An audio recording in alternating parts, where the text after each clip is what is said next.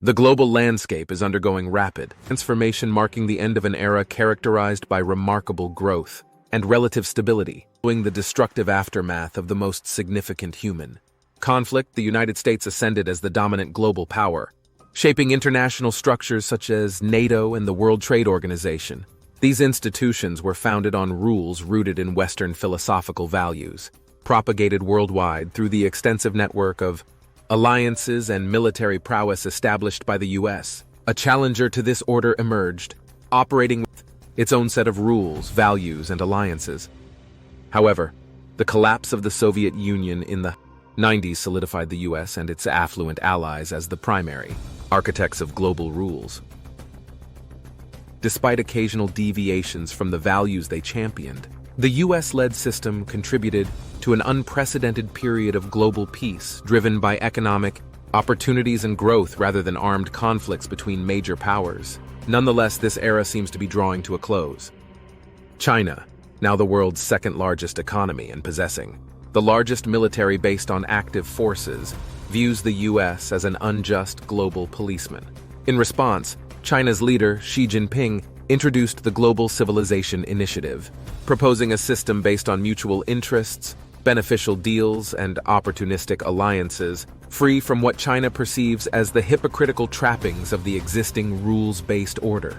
China is strategically investing in infrastructure projects globally, extending its influence and creating economic dependencies. Moreover, China is fostering alliances, notably brokering peace talks between historical rivals Saudi Arabia and Iran in the Middle East.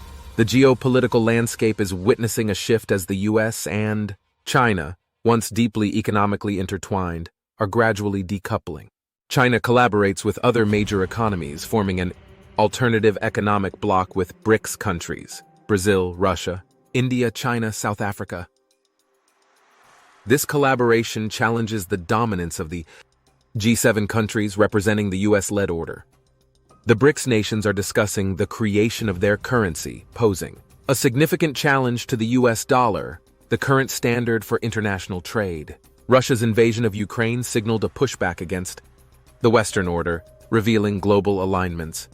Many countries, however, remain non-aligned, navigating between the U.S. and China to secure favorable trade and security deals. This Cold War differs from its predecessor, with non-aligned countries exploiting the bidding war between superpowers for their benefit. Countries like Brazil, India, Saudi Arabia, Turkey, and Pakistan are strategically playing both sides to maximize their advantages. Africa, predominantly composed of non-aligned nations, is a focal point for Chinese investment and influence, surpassing U.S. trade volumes significantly. As tensions rise between the U.S. and China, both nations are actively courting allies and responding with strategic moves. The result is the emergence of a new multipolar world, challenging the interconnectedness established over the past 7 decades. While countries may not hastily choose sides, the pressure to do so will likely intensify, leading us into uncharted waters.